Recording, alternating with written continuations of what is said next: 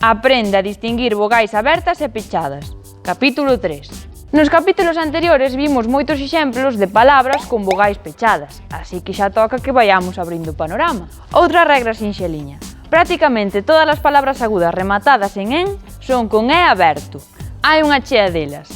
Alén, alguén, amén, ben, cadaquén, cen, quen, parabén e parabéns, refén, tren ou sen. Pero sen só cando significa a parte lateral da cabeza. A preposición sen é con e pechado, igual que a preposición en.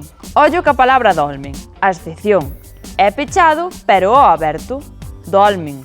Máis exemplos de palabras que teñen e aberto. As acabadas en ense, típicas dos xentilicios. Almeriense, estradense, estadounidense e tamén o topónimo ourense. Por certo, o é aberto de Ourense mantense tamén no xentilicio. Ourensán e ourensá. Só hai unha excepción á regra.